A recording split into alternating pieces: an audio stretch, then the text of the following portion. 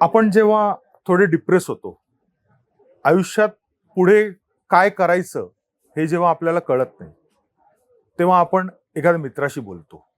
पण काही वेळेस आपण अशा परिस्थितीत असतो की आपला प्रॉब्लेम आपल्या मित्राला आपण शेअर पण करू शकत नाही. अशा वेळेस सेल्फ हेल्प या कॅटेगरीमधली पुस्तकं आपल्या मदतीला येतात.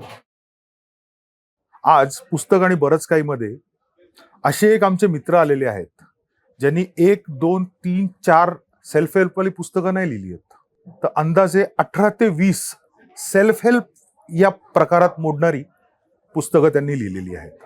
आणि आत्ताच्या परिस्थितीमध्ये आजच्या दिवसात त्यांचं कर्णपुत्र या नावाचं जे पुस्तक आहे ते बेस्ट सेलर ठरलेलं आहे.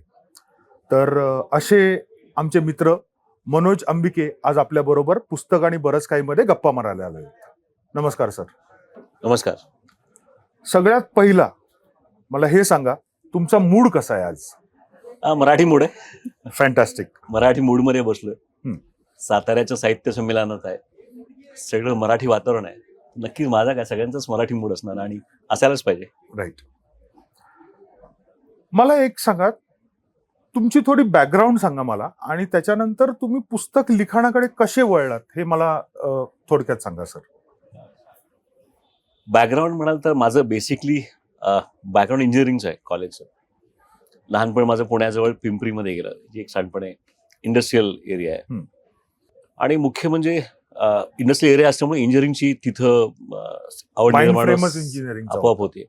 तेव्हाच माझ्या डोक्यात होतं की आपण इंजिनिअरिंग करायचं, म्हणजे शाळेत असताना वगैरे. पण झालं असं ना, माझे बाबा कूपर कंपनीत काम करायचे. मस्त लायब्ररी, ग्रंथालयामध्ये सर्व अप्रतिम पुस्तकं होती आणि बाबा पुस्तक घरी आणायचे. पण 6वी ते 10वी मध्ये मी इतकी प्रचंड पुस्तकं वाचली, मराठी पुस्तकं. आणि हे एवढे मोठे लेखक आहे तेव्हा कळत पण नव्हतं. पण येईल ते पुस्तक वाचत जायचो. तर एकदा लायब्ररी तो म्हणाला, ग्रंथालयाला म्हणाला बाबांना की आता संपली मग दिवाळी अंक आहेत. तर बेसिकली संस्कार जे म्हणतात ना, तुमच्या नकळत जे होतात ते तिथे झाले. बरोबर. आणि मग इंजिनिअरिंग झालं. पुढे इंजिनिअरिंग तर माझा एक वर्कशॉप किंवा कंपनी होती, मी मशीन्स बनवायचो वगैरे वगैरे. 97 पर्यंत मी इंडस्ट्रीमध्ये होतो, मशीन्स वगैरे बनवायचो. त्यानंतर ट्रेनिंगमध्ये वळालो, अपघाती ट्रेनिंगकडे आलो. जवळ गेले अनेक वर्ष, 97 पासून ते गेले 18-19 पर्यंत मी फुल फ्लेज ट्रेनर म्हणून काम करत होतो. कॉर्पोरेट ट्रेनर, महाराष्ट्रात सर्व ठिकाणी फिरलो. आणि त्यातून असं झालं की एक कानमंत्र आईबाबांसाठी म्हणून मी कार्यक्रम घ्यायला लागलो, पालकांसाठी. आणि ट्रेनिंग घेताना पालकांचे प्रश्न यायचे की मुलं ऐकत नाहीत, हट्ट करतात, टीव्ही बघतात, मोबाईल वगैरे वगैरे वगैरे. मला सोल्युशन काय, मग तिथं उत्तर द्यायची वगैरे असं व्हायचं. मग सगळ्यांच्या आग्रहावर पुस्तक लिहा, आणि मी पुस्तक लिहिलं. बरं. आणि मग तिथून खरं यात्रा सुरू झाली, पुस्तकाची यात्रा सुरू झाली. आता आपण मायमेर पब्लिशिंग हाऊस हे स्वतःच आपलं पब्लिशिंग हाऊस आहे, ज्याच्यामध्ये आपण मराठी पुस्तक करतो, मराठी सेल्फ हेल्प. आणि आता आपण फिक्शन, कादंबरी करायला सुरुवात केली आहे. हिंदी आहे, इंग्रजी आहे, पंजाबी, आसामी, गुजराती, तेलुगू, तमिळ, मल्याळम, बंगाली सर्व भाषेत आपण आता पुस्तक करतोय. बरोबर. पण बेस मराठी आहे, म्हणजे मराठी पुस्तकं आहेत आणि बाकी भाषा पण करतोय. बरं. पण मग ट्रेनिंग मध्ये होतात म्हणून सेल्फ हेल्प कडे वळलात का सेल्फ हेल्प हे सगळ्यात सोपं आहे लिहायला म्हणून त्याच्याकडे वळलात? नाही, पहिली गोष्ट सेल्फ हेल्प लिहायला सोपं आहे का, तर हा वादाचा विषय होईल. काय होतं की कोणाला दुसरं शिकवणं हे कायम सोपं असतं, पण त्याला ते पटेल असं शिकवणं हे फार अवघड असतं. बरोबर. किंवा त्यांनी पुस्तकं सेल्फची विकत घेऊन वाचावी, यासाठी तुम्हाला विशिष्ट पद्धतीने द्यावं लागतं. आणि मी सेल्फ हेल्पवर का वळालो, एक गमतीदार किस्सा आहे तो की थर्मॅक्स नावाची आकुर्डीमध्ये कंपनी आहे, तर त्यांना मी सप्लाय करायचो. आणि एक वेंडर डेव्हलपमेंट ऑफिसर, मॅनेजर होती, त्यांना भेटायला मी सुरुवातीला गेलो. पहिल्यांदा भेटायला गेलो तेव्हा कळलं की हे साहेब काही ट्रेनिंगला वगैरे गेले. मी सहज विचारल्याचं वय काय, असं 55-56 वय असेल. मला हसू आलं की 55-56 वयाच्या माणसाला ट्रेनिंग घ्यावं लागते. मी हार्डली की 24-25 वर्षाचा, मला काही ट्रेनिंगची गरज नाही पडली. मी माझं काम सुरू केलं. नंतर मग काही महिन्यानंतर भेटलो, चांगल्या ओळखी झाल्या, चांगली मैत्री झाली. मी त्यांना सहजदा विचारलं की अजून पण तुम्ही या वयात करता का ट्रेनिंग वगैरे, असं करावं लागतं का? हसले, मला म्हणले सिट डाऊन. समोर बसवलं मला आणि त्याने एक फाईल काढली. आणि ते फाईल दाखवत गेले की त्यांना त्यांच्या ट्रेनिंगमध्ये काय काय शिकवलं जातं. फॅन्टास्टिक. प्रोडक्टिव्हिटी काय, टाइम मॅनेजमेंट काय, ह्युमन रिलेशन्स काय, स्वतःची एफिशियन्सी कशी वाढवायची, स्किल सेट्स कसे वाढवायचे, TQM म्हणजे काय, कायझन. ते सांगत होते ना, लिटरली मी शेक होत होतो. मी त्यांना विचारलं की नाही मला हे ट्रेनिंग मिळेल का? ते म्हणले आमच्या कंपनीत जो असतो त्यालाच कंपनी ही ट्रेनिंग देते. बरं. मी त्यांना हळूच प्रश्न विचारला, can I join your company? ते हसले आणि ते शक्य नव्हतं. मग तिथून बाहेर पडल्यानंतर मी जिथे कुठे ट्रेनिंग प्रोग्राम मिळतील, काय मेडिसिन्स कॅम्प मिळतील, अटेंड करायला सुरुवात केली. शिकत गेलात जेवढं मिळेल तेवढं आत्मसात करत पुस्तकाला सुरुवात केली आणि तशी ती आवड तयार झाली. मग तो याला वाच, या ऑथरला वाच, या ऑथरला हा काय म्हणतो, हा काय म्हणतोय.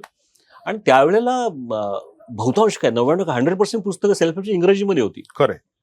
आणि तिथली उदाहरणं, तिथले रेफरन्सेस ट्रेनिंगमध्ये असं होतं ती लोक सगळं तिथले उदाहरणं द्यायची. आणि मग मला एक 97 मध्ये एक अपॉर्च्युनिटी आली की ट्रेनिंगला एका ठिकाणी जिथे मी ट्रेनिंग आधी घेतलं होतं तिथेच एक व्हॅक्यूम होता, कोणी नव्हतं तिथे करायला. म्हटलं मी करतो आणि सुरू केलं संध्याकाळी जाऊन. मस्त रिस्पॉन्स आला. आणि मग एक परिस्थिती आली की आयदर मी इंडस्ट्री पुढे घ्यायची किंवा ट्रेनिंगमध्ये काहीतरी केलं पाहिजे. बरोबर. बायकोला म्हणलं 1 वर्ष करून बघतो. आणि 1 वर्षामध्ये मला इतकं आवडलं किंवा रिस्पॉन्स मिळाला, माझ्या बायकोने ऍक्सेप्ट केलं की चल आपण खाऊ डालभात किंवा वरण भात खाऊ आपण, चालेल, if you are enjoying continue. आणि मग तिथून सुरुवात झाली. बरं. आता होतं कसं, सेल्फ हेल्प जेव्हा तुम्ही ट्रेनिंग घेता ना तेव्हा लोकांना त्यांच्या भाषेत किंवा आपल्या भाषेत आपल्या उदाहरणासहित पुस्तकं लागतात. हो.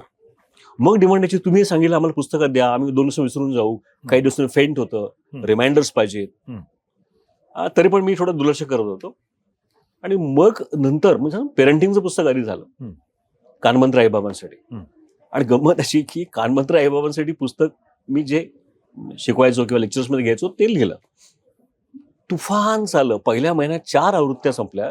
काय आहे शॉकिंग कानमंत्र आईबाबांसाठी? म्हणजे बेसिकली मुलांच्या घडणजडणीमध्ये किंवा पालकत्व करताना आईबाबांनी काय केलं पाहिजे आणि काय केलं नाही पाहिजे. बरं. मुलांचे प्रश्न, पालकांचे प्रश्न असतात. मुलं ऐकत नाहीत, हट्ट करतात, अभ्यास करत नाहीत, मोबाईल बघतात, टीव्ही बघतात, वगैरे वगैरे वगैरे. तर मुलांनी काय बनावं, मुलांना एवढे मार्क्स पडले पाहिजे, नाही पडले पाहिजे, हे जे कॉमन इश्यू आहेत. बरोबर. सगळ्यावर ते भाष्य होतं. सॉरी. आणि ते इतकं अपिलिंग झालं पुस्तक. आज त्याच्या 52 आवृत्त्या आल्या. फॅन्टास्टिक. 52 आवृत्त्या मराठी सेल्फ हेल्प पुस्तकाच्या. Fantastic. Congratulations to you sir. आणि मला वाटतं हा डिमांड आहे ना त्याचा इफेक्ट आहे. पेरेंटिंग ही आज ना प्रत्येक आईबाबांची किंवा पालकांची गरज आहे. आणि त्यासाठी काय करावं हे योग्य का योग्य आणि वेळ पण नाही. त्यानंतर पालकांची बरीच पुस्तकं पुढे आली.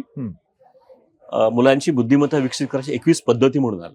बरं. त्याच्यात आपण रिॲक्ट कसं करतो, म्हणजे जसं मी बघतो तसं माझा मुलगा वागेल का, तर नाही, स्वभाव वेगळे. बरोबर.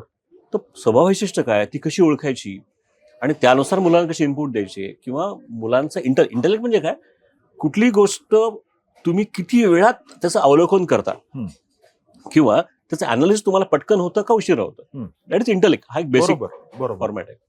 ते कसं वाढवायचं, उजवा मेंदू आहे, राईट बनलेले ब्रेन आहे, थिंकिंग प्रोसेसेस आहेत, हा पाठ आला. ते जोरात चाललं. मुलांसाठी 101 प्रभावी सवयी पुस्तक केलं. त्याच्याजवळचे 42 प्रभावी सवयी.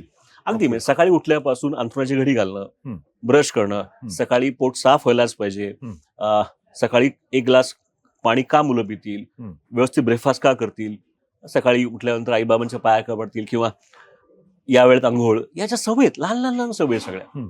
तर प्रत्येक सवय 3 मध्ये आपण त्या डिवाइड केली होती. ती सवय काय, बरं, ती सवय मुलांना कशी लावाल आणि ती सवय मुलांना काय देऊन जाईल.